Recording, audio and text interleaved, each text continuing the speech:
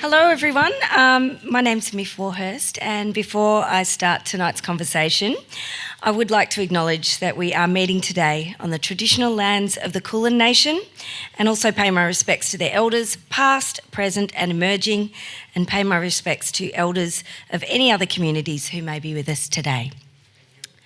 Tonight, we are all here to discuss the book and podcast Trace, a painstaking investigation by ABC journalist Rachael Brown into the unsolved murder of Maria James in 1980 that won a well-deserved Walkley Award for innovation.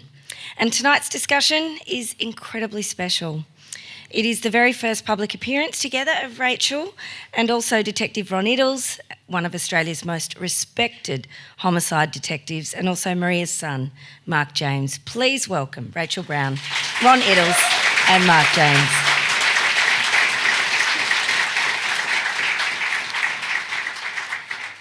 Ron, I'd love to start with you tonight. This case was your first case, or one of your first cases, and remains unsolved. Is it still clear in your mind as you mull over exactly what's happened? Oh, it's very clear. I think there are some homicides that you go to where you can still visualise. It was the 18th of June 1980. It was a winter's day. We got a phone call. I was only 25 years of age and somewhat excited, I guess, to be going out to my first homicide. But then you need to reflect and think someone's actually lost their life. But I can recall going to the bookshop, was in High Street, walking through the front door of that bookshop, and there were books everywhere, magazines everywhere, and there was a door about 15 to 20 feet inside the shop, had 4 glass panels. Going through there, and then to the right was the bedroom of Maria. As I sit here, I can still see Maria on the floor.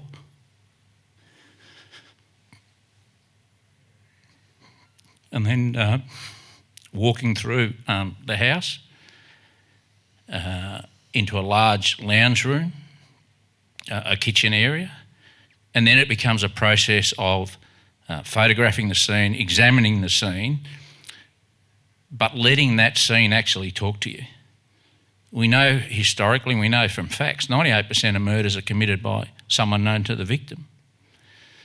So clearly what happened on that morning is we know that Maria told someone someone was coming, the shop wasn't open, she was having a day off.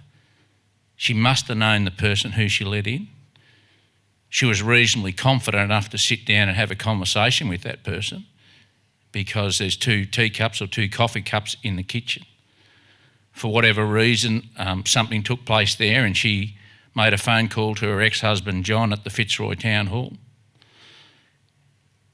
And his receptionist took the call. John spoke to her briefly, but it was something like, "I'm in trouble," or something like that. So John drove out there, but by the time he got out there, the shop was locked. He went and got a ladder and he climbed over the back fence. He eventually came in to the bedroom where she was. Ultimately, we now know that she'd been stabbed 68 times. The amount of stab wounds indicate to me, and I've done like over 320 homicides, but back then that was my first. But what I've learned is there's a lot of emotion, there's a lot of anger. There must be some connection between the offender and Maria. We know that the weapon used was a weapon from the kitchen. It was a stay-sharp knife taken out of the block. Her hands are tied behind her back with green hayband, and they've used a potato masher to hold her head down on the floor. So that scene is still vivid as I sit here now. It must break your heart that it remains unsolved. You know, we always say failure is not an option. We worked out of the bookshop there for 2 months, and there were many persons of interest, and I guess there were 4 or 5 suspects. When something happens to a victim like that, their life becomes under the spotlight. Maria was re-establishing herself. As I said, she'd separated from John, her husband. She was living with Mark and Adam, the two boys, bringing them up on her own, trying to make money from the bookshop, but also trying to eventually move on. And she told different people that, you know, she'd had a relationship with the real estate agent. She'd had a relationship, or was going to have a relationship with a man who worked for Telstra at the time. We know that the week prior, someone sent her a bunch of flowers. That was a cash transaction at a shop. And then there was a man who used to collect the rubbish who saw, what he says on a regular basis, someone coming out of there at about 5 a.m. in the morning. So there are plenty of people that we needed to find. We found some of them, but we didn't find some. Mm. And I think, I've said it before, but I think hindsight's a wonderful thing, but we probably did make some mistakes. As an investigator, sometimes you don't want to talk to the children because there's a lot of emotion, there's a lot of grief. I think I might have spoken to Mark once, but never ever spoken to Adam. And I think in hindsight, things may have been different. As we now know, certain things happened. Yeah. Rachael, when you came across this story, was it the commitment of people like Ron and their commitment to trying to solve this case all the years down the track? Was that the thing that got you over the line when it came to actually making the podcast and then writing the book? Yeah, definitely. Just the passion, obviously, that's clear, and the toll that it's taken on these amazing souls sitting beside me. So for it to stay with an investigator like Ron for so many years, when I met Mark, you know, clearly they're still struggling with the fact that they haven't got answers. And when I met Mark, I was thinking about, well, Marie was murdered a couple of months before I was born. So that's effectively my entire life waiting for answers, and that really stuck with me. And it just, I mean, what set me off was a colleague and friend of mine, Kerry Ritchie, said to me, keep in touch with Ron because I've just heard that an electrician has come forward that's made a police statement saying that he saw a priest covered in blood on the day of her murder. And Kerry was going off on maternity leave, so I stayed in touch with Ron and I thought, wow, this could be it. You know, 33, 34 years after the murder, maybe this will be the clincher that might reopen this case. So it was, I mean, it became more consuming for me, I think because I could see how consuming it had been for Ron Iddles and for Mark James. Yeah. Mark, when Rachael came to you with this idea, what did you think? My initial reaction was I was actually encouraged by the idea. It was a podcast was a new concept, and it's an emerging trend. And my initial reaction was this could give my mother a voice, and it could be something that could potentially lead to a solution. So yeah, when Rachael come to me, I felt encouraged. So what has the experience been like for you and your brother Adam? The whole Trace podcast, the book, for me, it has been a very positive experience. As I said, it gave a voice to my mother. It has also given a voice to my brother Adam. As you're all aware, Adam was assaulted by a couple of the parish priests, and I'm glad that my brother Adam was able to have a voice through this. A couple of those assaults actually occurred on the same day, and I use the phrase, some of these people, it seems like they passing the parcel with Adam. It was the depraved act, and I'm very happy that my brother has had the opportunity to have a voice, and this has really brought a voice to my mother as well. So it's been a positive experience for me. Yeah. Rachael, have you seen a lot of people coming forward because of what Mark has done with their own experiences or offering information? Have you seen people wanting to share with you more? Yeah, on both sides actually, both the investigation side and personal experiences. So Trace, the podcast, had a special email account where people could write in with leads. So the podcast evolved as it went to air, and the leads came in hard and fast as soon as we started, which was really quite phenomenal. I was warned to temper my expectations about that, because podcasts can have a very long tail. So even though, Ron and I thought that there is someone out there with the missing puzzle piece, they mightn't hear Trace the podcast until, say, June next year. But leads started coming in really, really quickly because of the wonderful work the ABC did, not just with the podcast, but we also put out across the platforms. We had radio stories, TV stories, online stories, giving many doors into Maria James's story for people that didn't know what the hell a podcast was. So that was hugely encouraging, and we found people that I would have dreamed of. I was looking for Jeanette Hodson, for example, who was a lady that was driving her car down High Street and nearly hit the suspected killer as he sprinted in front of her car. And I spent months looking for her, to no avail. And then a lady wrote in and said, "Oh, you need to speak to my mum. She was walking past the bookshop that day and he crashed into her." So we went one better. We went one that was there, So that, to me, I just find staggering. And then really heartening with, with the certain book events and things like that.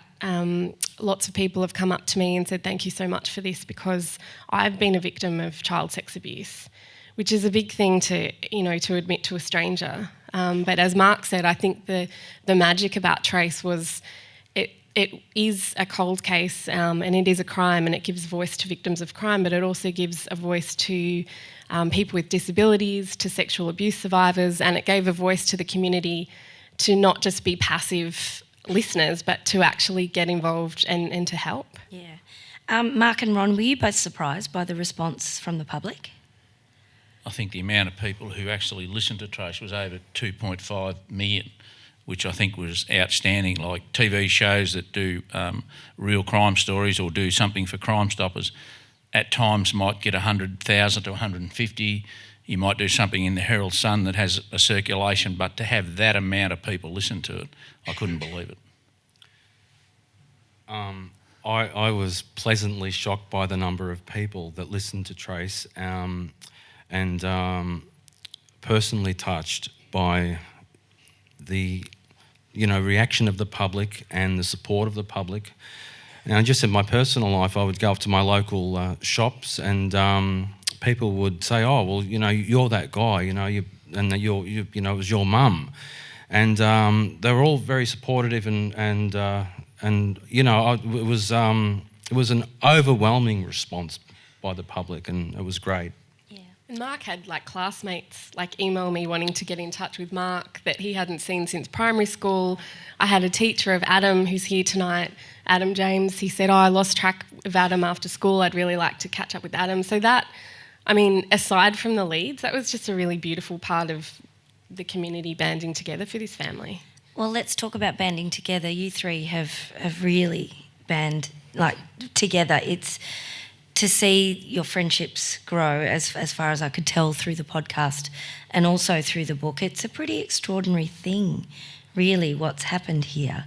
And it's taken it so far beyond what the initial intention was. Are you surprised by that, by your friendship and how it's become a lot more than, I guess, just a job?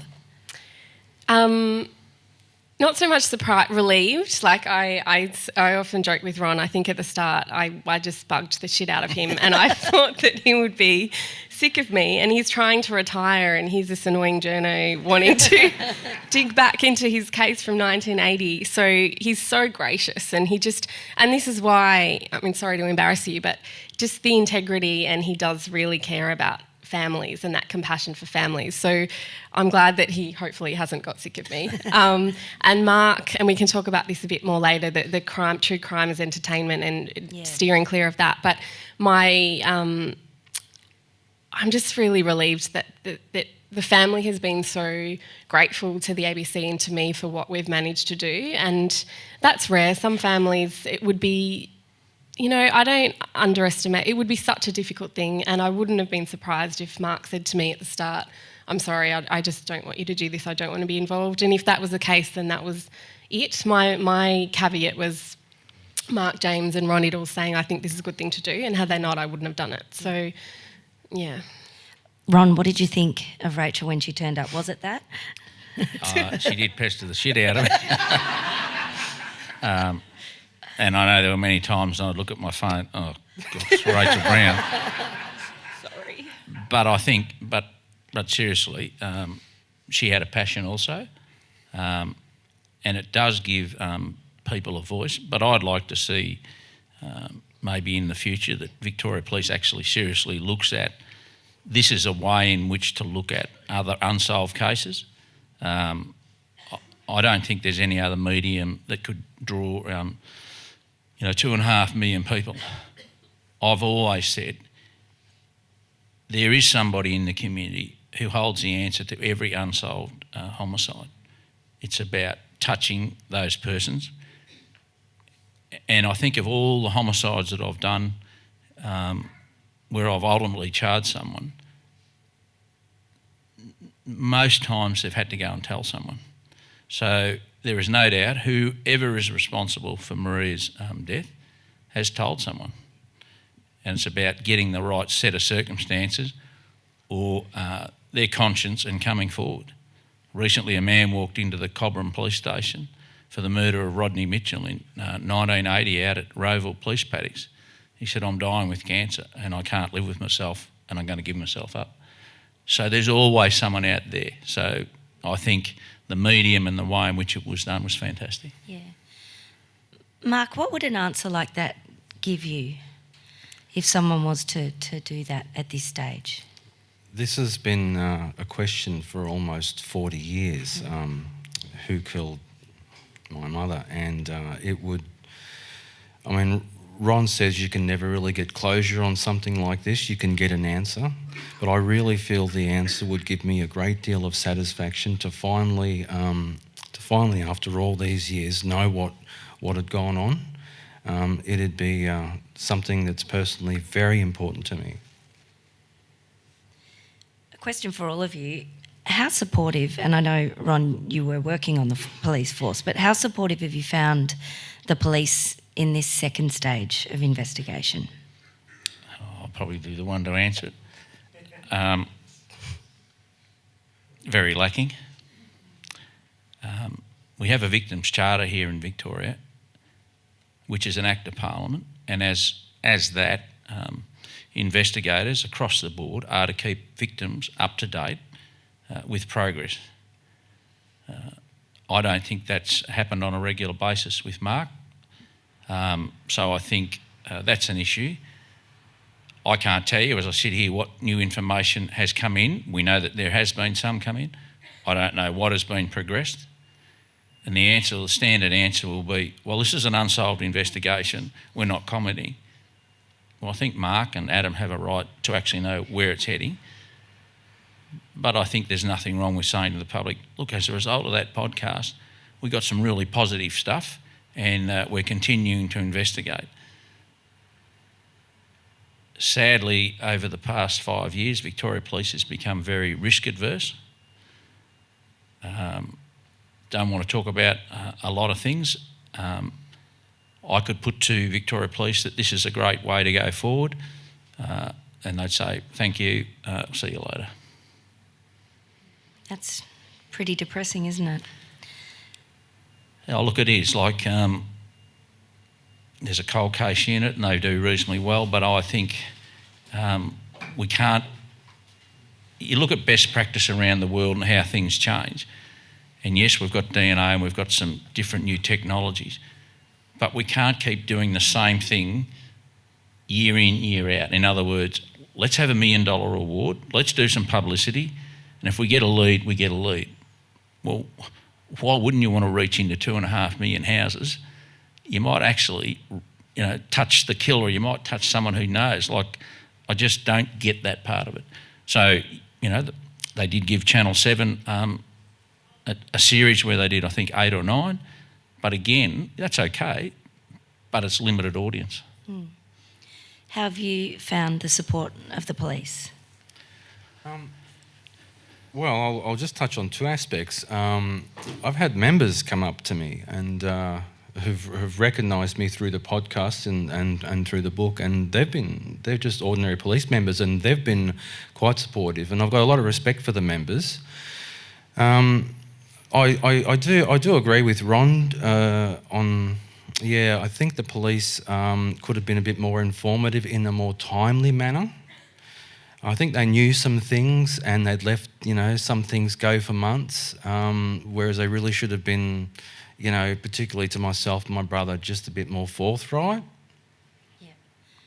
Rachel? Look, it's a tough one. I think they thought of me as a bit of a pest. And meddling, which wasn't what I was trying to do. And it's a hard line because I appreciate that cases are open and you have to be respectful and sensitive. But what I was trying to convey in meetings with them was this is an amazing opportunity, as Ron was saying, to tap in to audiences that you would never have even imagined before. So the program that Ron mentioned was $1 Million Cold Case, and I think that got about 680,000 views. And we're talking like triple, quadruple that. Yeah. So why wouldn't you want to be part of something innovative and just try to reach new audiences that way, which I think could be really effective? I think there's a reluctance, the old culture of, keeping secrets internal. And like I said, I have to appreciate, and I do respect that, and I'm sure they've been burnt before, but I thought there might have been a way that there could be some kind of compromise and we could work more closely than what we were working together. One thing you get from listening to the podcast and reading the book is just the constant hurdles that you hit, and one of those is DNA. And I think tonight you might want to read a passage from the book, and it'll lead us into a conversation on DNA and where to from here with the case. So if you'd like to explain which bit you're going to read. So this is towards the end of the book where I'm searching for, I wasn't relying on someone holding a confession from someone. So I thought, well, aside from confession, what could potentially solve this? And it's DNA. And this is before we learnt of the DNA bungle, when I still thought there was a valid primary sample. I thought, well, how can we get a secondary sample from one of the suspects to compare that to blood found at the crime scene? So I started looking at relatives of the two priests who I believed, from what I knew, because I didn't have access to the cold case boxes, might have the strongest motive. So I'm just going to read you a section. As part of my inquiries into Father Thomas O'Keefe's family tree to try to find nieces or nephews who could possibly provide a DNA sample, I tracked down someone who used to be a friend of his family. I've been putting off calling them, just as I did with Father Bongiorno's sister, as I suspect they won't be impressed by me doing this podcast if they still have an allegiance to the O'Keefe family. But again, assumptions can lead to unnecessary self-censorship. This man, who was asked not to be named, invites me over. As we have a cup of tea with his heater blasting away in the background, he confirms what I'd feared. Both of Father Thomas O'Keefe's brothers, his older brother and his twin, have died, so that's siblings ruled out. Any nephews, I ask? Did the older brother have children? The family friend thinks there might be a nephew interstate. What kinds of things do you need for DNA, he asks. Oh, it could be anything. Saliva, hair, blood, of course, is the easiest. I tell him they're even using toenails now. A really strange look crosses his face, and he raises his hand as if to say, wait, and disappears into another room. He returns carrying something. Would this help? I keep my distance, utterly confused about what's going on. It belonged to the priest's twin brother. I don't know why I kept it, but now that you're here today, maybe it was meant for you. I've been very slow on the uptake, but it finally sinks in, and a chill races down my spine despite this sauna of a lounge room. Here I was asking about nephews, and he's gone one better. The ACE card. Potential DNA from Father Thomas O'Keefe's twin brother. Oh my God, this could solve it, I think. This man, who I was nearly too scared to call, might have just handed me the missing puzzle piece in the form of a... He asks me to be discreet about what this item is, as he wants to help with my investigation, but he's equally keen, admirably so, not to open any old wounds of the O'Keefe family. What the hell do I do with it? This was not part of my journalism course. I vaguely remember Ron Iddles telling me something about a snaplock bag when I'd asked, jokingly, about swiping DNA. So we raid the pantry. I carefully lift into a snaplock bag with the end of a pen and seal it. Then I can't help but sit mesmerised by it. As we finish our tea, the little plastic bag sits on a table between us, and it hits me how weird my life's become. I'm about to have a dead guy's in my handbag. I leave in bewildered gratitude, hopefully on behalf of Maria James. Then there's a frantic volley of calls to make from the road. First to my producer, Jessie Cox. But I soon realise that my mind is a million miles away from the traffic, so I pull over. Guess what's in my handbag? Jessie probably thinks I've lost my mind. Police could check whether it's similar to the DNA found at the crime scene, and if it is similar, it would support an application to the coroner to have Thomas O'Keefe exhumed. This is massive. I'm talking at 100 words a minute. All the dirt washes off. The nightmares, lobbying bosses, being called the C-bomb by a victim, missing overseas weddings to keep digging, all of it. For the first time in a long time, I feel a flicker of hope. Future advancements in DNA, does it still give you hope? Do you feel like with what you've managed to get hold of, do you feel like there is a possibility of perhaps identifying? I really do. I mean, unfortunately, just after that, we learnt of the DNA bungle, which made what I had not as exciting because we don't have a primary sample to compare it to. So I'm hoping that the testing that Victoria Police has promised that it's doing, the retesting of Maria James's exhibits, that we could find a valid primary sample of DNA of the killer. The phenomenal advances that are being made at the moment does give me great hope. And so at the moment I'm holding on to two things, that item and a fashion magazine from the crime scene that has blood on it, that I'm hoping might also have male blood on it. So the amazing team at VIFM, the Victorian Institute of Forensic Medicine, they've tested the magazine and the results were below the reporting threshold. So not able to give a clear finding, but Dadna Hartman, who's my DNA guru, suggested that I send it to a low-level lab for testing. So that's the next step for Trace. I'll be sending or taking those exhibits to Adelaide. Mark, I know, has written to Victoria Police to ask that they consider doing the same with what they have. Yeah, I've recently contacted them asking, in relation to the exhibits that they have with this new technology, which is advancing, month by month. I'd recently asked them if there was any way that they'd consider sending their samples, and I don't yet have a response, so I can't answer that. Does it give you hope, Ron, or do you come from a different school of thought whereby perhaps DNA doesn't necessarily or shouldn't be as relied upon as we think it could be? DNA, to me, is a mathematical equation. So currently I think there's about 22 markers, right? So you could have 100 people in the population have the same low markers.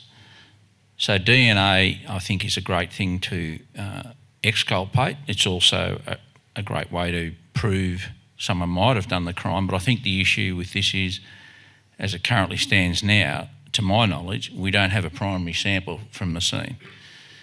I'm aware of the magazine that has some blood on it, which a gentleman gave to Rachael, but that was several years after. So then you have an issue with continuity. It may turn out to be a male's blood, but it might have come there many years later. So continuity then becomes an issue. To be honest, I think this case will be solved by still somebody out there coming forward. That is the strongest thing that we have. Yeah. Rachael, you mentioned the bungling of evidence and the contamination of evidence. When the pillow slip was swapped mysteriously back in the 90s, I think it was. Well, we still don't know. That we don't know. Yeah. What are your thoughts on that? It could lead to deeper meanings in terms of police corruption, perhaps. Yeah, so initially when the source told me that a pillow from a completely different crime scene had been put into Maria James's evidence bag, I burst into tears, because all this time that I'd been working trying to help the James family, I didn't want the answer to be there can't be an answer. And that I thought, with that bungle, I thought, well, now there can't be, bar a confession. I'm torn about this one. When initially I just thought, well, what moron would do that? You know, in this day and age, it's Forensics 101, we know about contamination, but I thought, well, you know, maybe they didn't realise the gravitas back then, you know, when Ron was working, and even up until, I think, the early 90s, DNA was in the realm of science fiction still. So we need to kind of apply hindsight when we're looking at things like this. So I'd put it down to human error initially. But the more things that kept happening, so the pillow was put into a bag that said quilt, the quilt's missing. I've seen a photo of that quilt in the coroner's photos, and it had blood on it, so it could potentially have the killer's blood on it. That quilt is missing, but there's no record of its destruction.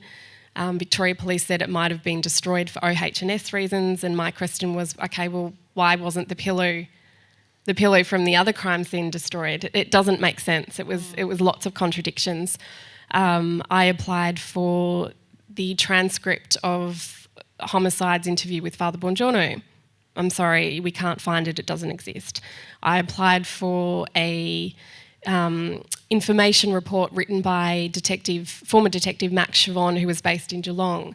Now, Max Chavon took the statement from James Shanahan, who made the claims against Father O'Keefe, that not only did Father O'Keefe abuse James Shanahan, but he inducted him into a satanic cult in which he witnessed 4 murders. Now, Max Chavon said to me, apply under Freedom of Information for that information report, because I presented it to the homicide squad, and then it was up to them to do the rest. So I did. I applied for the report, and I got a response back, this report does not exist. So the more things that they keep telling me don't exist when I know that they do, that makes me more suspicious. Yeah. Mark, what are your thoughts on it? You must be furious and frustrated, I would imagine. If you found in a case like this that something had gone missing, well, I think you could put that down to human error. But it's more than just something. You know, we're talking about the potential tampering of exhibits. We're talking about entire missing statements from witnesses. So when you put it all together, it does raise some serious question marks for me. Now, when I say that, I want to qualify that I've got a lot of respect for the members of today, but we're talking about things that potentially happened decades ago. And I have my suspicions. What are those suspicions, do you think? Well, in something like this, with the way that it headed in relation to those 2 priests, it would be powerful forces that wouldn't want this coming out. And I mean, there's been, as a result of the Trace podcast, there's been another witness that has come forward talking about one of those priests, and the police have asked me not to mention any details. So there's an additional. So we have the electrician that saw the priest covered in blood, and we have another witness who has seen that priest at the crime scene just before the murder. So there's more going on than meets the eye here, and I think one of the solutions to this is getting a coronial inquest. What do you think, Ron? Is that a solution? And also police corruption in that time. Was there a relationship between the force and the church I think you've got to go back. So I probably have a different view. You go back to 1980, we didn't have an issue around Catholic priests and pedophilia. It hadn't come out then. Father Bongiorno really became a suspect in 2010 when Adam came forward and said he'd been sexually assaulted. So I don't see anyone back then changing it. I think historically Victoria Police has never been good at looking after exhibits. So in 1980, the Forensic Science Laboratory was in Spring Street. That then moved eventually to McLeod. So the property that was there went to Russell Street in about 1994. Then a decision was made in 1995 that certain exhibits that were so-called biological hazards, so there are other unsolved homicides where exhibits were actually burnt and destroyed, then the remainder went to Collingwood. I think what's happened with especially the pillow, it comes from a different crime scene. For whatever reason, some policemen picked it up, put it in the same bag, and when that was retested in 2000 for DNA, because I had it retested, they come back and said, well, guess what, you've got the killer's DNA. And we never looked at it again until the podcast came about. But the Auditor General's just finished a report on Victoria Police and the way in which they handle property and exhibits. And we're talking 2018 now, and they still don't have it right. So my thing is not a conspiracy. I think there's human error, and sadly that's not there. I think in relation to the statement and the information report, I think probably what's happened there, and again I may not be right, so a request comes in, they check on the computer for everything that's on the computer system. Well, that document that we're talking about won't be on the computer system. It'll be filed away in about, we've probably got 35 boxes that relate to Maria James in Laverton, and I don't think anyone would have gone down and searched. I think that's where they come back and say, oh no, we don't have it, because they've only checked the computer system. They haven't gone back and checked what we had pre-computer. Which I guess it comes back to, regardless of you know, I've got my suspicions obviously, but Ron's worked in the system, so he knows the gaps and the weak points. But more communication would have helped that. And I said to Victoria Police, silence breeds suspicion. So, I mean, one detective might be able to say exactly that. Well, we haven't actually gone to Laverton. We couldn't possibly do it. It'd take us 36 hours or something. Yeah. So it's been a lack of communication that's made this investigation so much harder. Yeah. Now, before we get to audience questions, we're nearly there. Rachel, I want to talk about you have to tread very gently in this field as a journalist, and there is a danger of treating true crime like entertainment. People forget that it's real lives and real people. How do you feel about that, and I guess the explosion of true crime and the people who are now dealing in this world? What do you want to tell them? Yeah, this subject makes me a bit queasy, and I had the benefit of listening to Serial before we did Trace with the ABC, and Haymin Lee, the victim's brother, went onto Reddit and said, you know, all you people, all you listeners, treat this like it's another episode of CSI and it's our life, you know. And so I watched that play out and thought, well, that's why I had my caveat of going to the family and going to Ron to say, well, do you think this is a good idea to do a deep dive into this case, to review it? I do think you have to be careful as a journalist, as a podcaster. The kind of things, podcasts like Dirty John and Serial are being made into movies now. I really hope that the people at the heart of them are involved in that process so that they don't feel exploited, that someone's just taken their story. Someone said to me recently, I went to a talk and it was really enlightening on we're storytellers, not story takers. So I was careful the whole way through that this isn't my story, this is Mark and Adam's story. And I was just helping them tell it. And so I think journalists should think of themselves as storytellers, not story takers. I think that's really important. And be compassionate, because it is. With the family and I've interviewed a lot of sexual abuse survivors, and I tried to put myself, I can't put myself in their shoes, but tried to give them some power back by saying, well, you steer. What would you like to tell me? You know, what would you like the world to know? Because it would be terrifying. And I just thought, these brave men who have sat down with a complete stranger and, you know, opened up to me and shared their nightmares to help a family, and I didn't even tell them at the start who that family was, that still floors me, the amount of grace and bravery that all these men showed. So, yeah, I wanted to do my best for them, really. Yeah. Just finally, what kind of a toll has this taken on all of you? Not just the work, Rachel, we'll get to that, and your time with the case, but personally for you, Mark, bringing it all up again, has it taken a toll or has it been the opposite experience? It's actually been the opposite experience. What took the toll on me was the event. I was a 13-year-old teenager, and it was a decade before I normalised after that, before I got through it. So, at times there's been frustrations and it's felt like 2 steps forward, 1 step back. But no, this has been a positive experience, and I'm very, very grateful to the Trace team, to Rachael Brown, to the ABC, to Ron, to everyone who's been involved. I'm quite thankful. So I have a lot of gratitude. Ron? Oh, look, I think every homicide takes a bit out of you.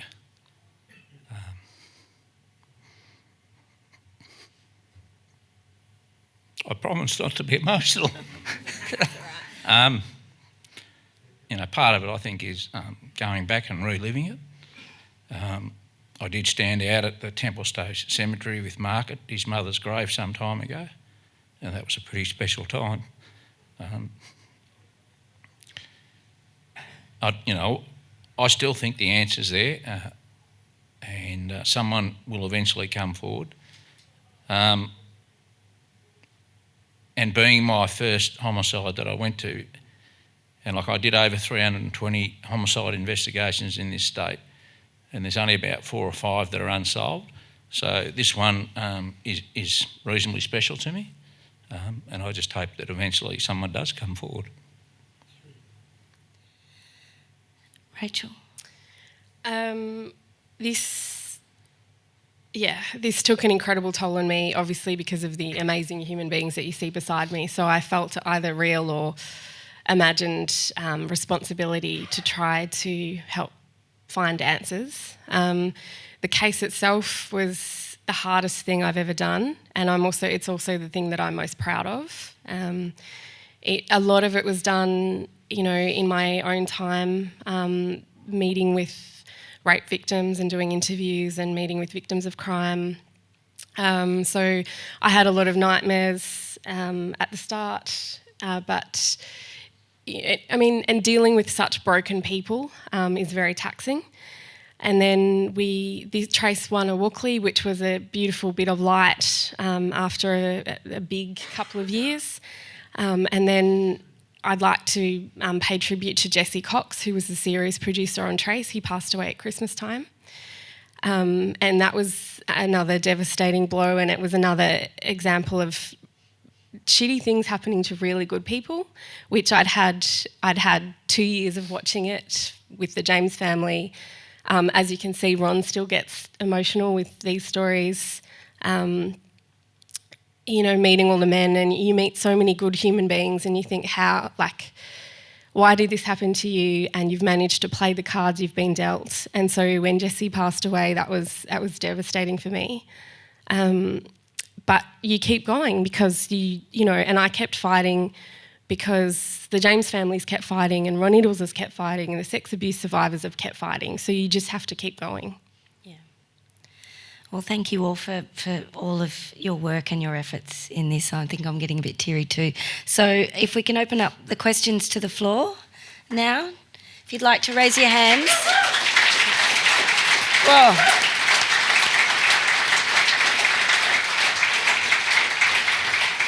If you have a question, raise your hand and we'll get a microphone to you. Hello.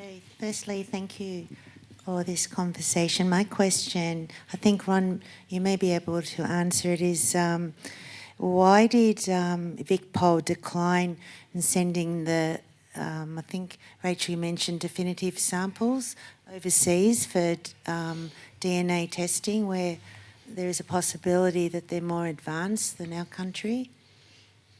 Look, I can't answer for VicPol, but I think the issue is we don't have a reference sample presently, but technology is increasing, and you have mitochondrial DNA, which is on the mother's side. You have low count DNA, So there are labs around that could re-examine all exhibits and you may actually come up with a profile. So I can't answer why they hadn't done it or why they haven't done it. But I think, that's just one thing that you would do as an investigator once you've closed every other avenue off and you've got nothing else. Why wouldn't you have it retested? Another question? Hello, thank you to everyone. The podcast was fantastic, and a big thank you for your integrity and generosity, all members of the panel. So I don't want to sound simplistic, but The Teacher's Pet is another hugely successful podcast. It happened at approximately the same time, and it's hard for me not to think, looking back, that might... The way they've both been a bit of a bungled police investigation, I can't help think it's because it was woman's death. When you think back to that period, that's when people didn't take domestic violence seriously. For all we know, it may have had the similar statistics that it does now, but it wasn't regarded as important. So I just wanted to ask anyone's opinion about whether that had contributed to the way that both these cases weren't handled well. Well, I think I'll speak for Maria James. I say we gave it 110%. We worked out of the bookshop for just over 2.5 months. I've had involvement with it for probably 32 years, and we have pursued everything that we can. Yes, there's a bungle in relation to the DNA, but you go back and you've got to now look and say, well, what is the evidence that you have? Right, so we know that she was going to meet someone. We know that Adam was sexually assaulted by Father Bongiorno 2 days prior. We know that Maria confronted Bongiorno over it. There's potentially a witness who saw Bongiorno near the shop on the morning. We've got an electrician now who saw Bongiorno covered in blood and he questioned him on the day of the murder. For me, on the balance of probabilities, he's more likely to have done it than anyone else. Yes, domestic violence wasn't taken seriously back in 1980. In 1980, we averaged around 96 to 100 murders a year, and we were known as the heavy domestic squad because not only police didn't take domestic violence serious, governments didn't take it seriously. We now have legislation around family violence. We now have an average murder here in Victoria around 58 to 62. So it's actually dropped significantly because we do take family violence seriously now. I just want to add something. As a 13-year-old, I was allowed back into the bookshop several times, and I am just so grateful for the work the police did. The police were all over the bookshop. They had made that their office. They were living there. They were dedicated and committed. And I want to thank Ron too. I mean, over the years, Ron had kept in touch with me, updating me on the latest events. So I really appreciate that too, Ron. Another question from the floor?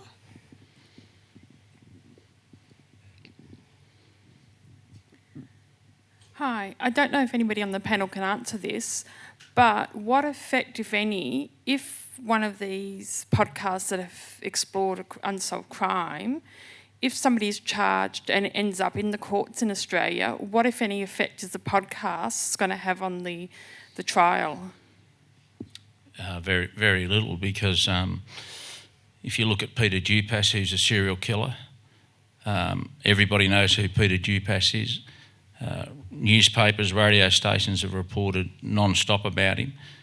He applied to go to the High Court to say he would never ever get a fair trial, but the High Court came out and said there's actually nothing wrong with media reporting on certain things.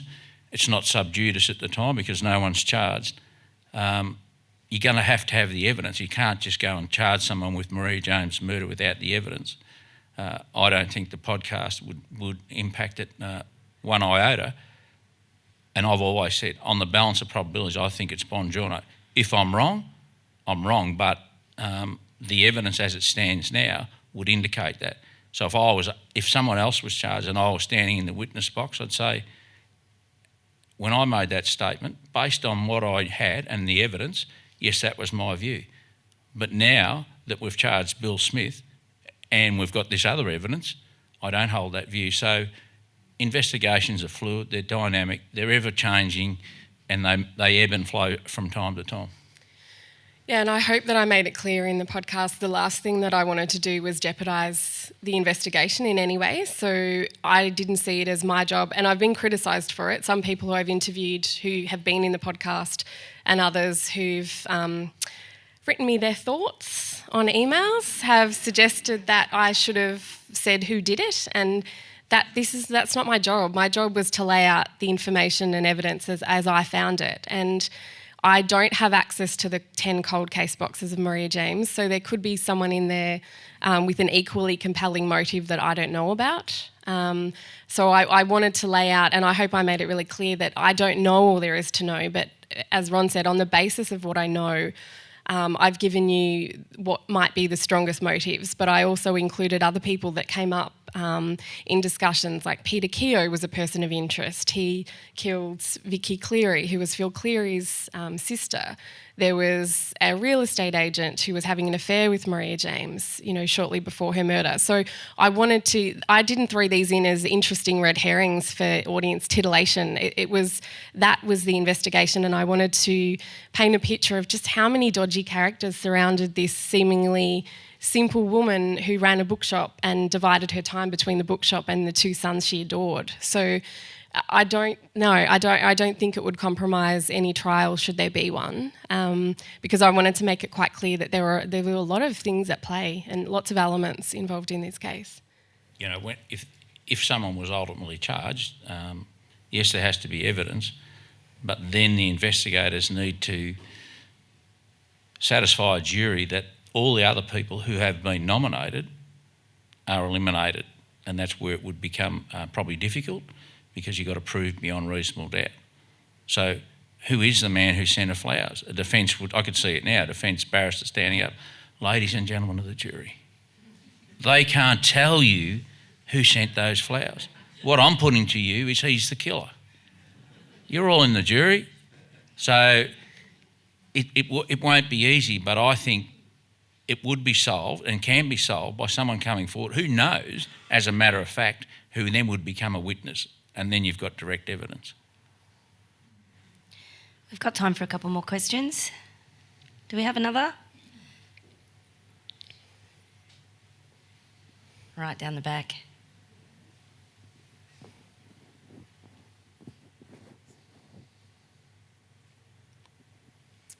Hi, I just heard, I don't know if this is hearsay, that the head of the homicide squad at the time of Maria James's murder went to school with Tony Bongiorno at St Bede's Mentone. I don't know if that's true. I did look into that. Someone did send that to the Trace email address. I could verify that Tony Bongiorno went to that school, but the principal of the school looked into records and had couldn't find any record of Delanus. Paul Delanus. Do we have any more questions? Over here, yep. Thank you so much. I have to say, from a lot of the podcasts, it was really one that had a lot of heart. So thank you very much for all your contributions. I was just wondering, with a new Archbishop being appointed in August of this year, whether that's changed any level of cooperation that you've received from the Catholic Church, because I think that was a theme that came throughout the podcast, the lack of cooperation. Has anything shifted with a new Archbishop being appointed? No, but I haven't tried since the new Archbishop was appointed. My focus at the time when I was putting Trace together was getting some kind of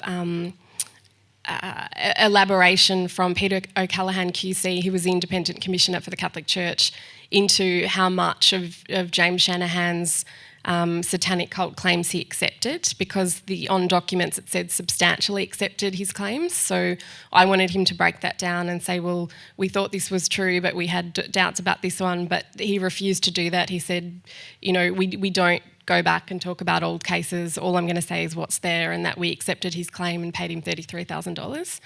So no, I haven't gone back since the new Archbishop was appointed. I do need to go back to St Mary's because there's now a new parish priest that I'm hoping might be more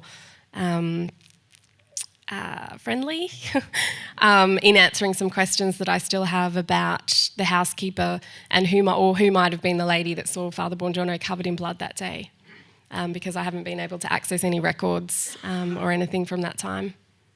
But back then, we were aware that Maria was attending church on a regular basis.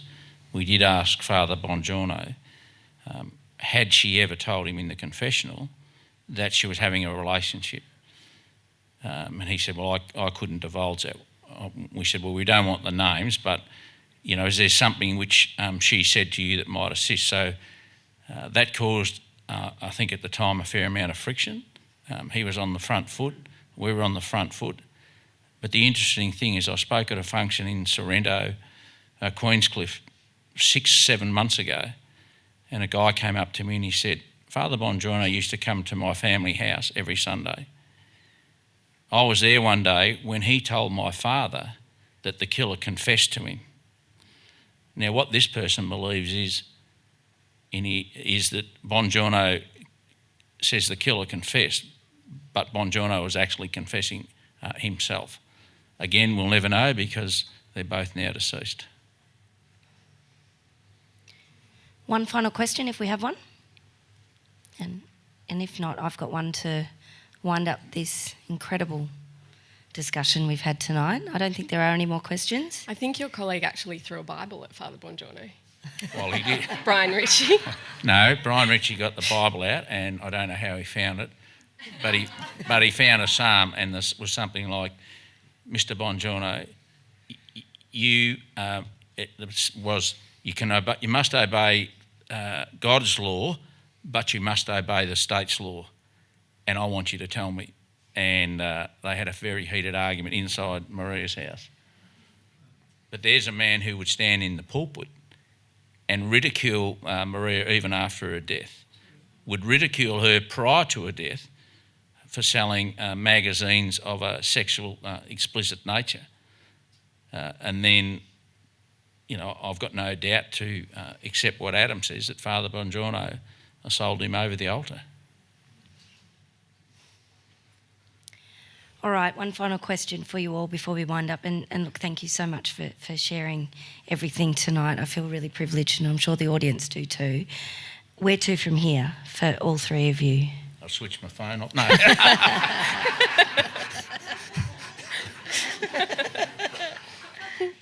I love you too.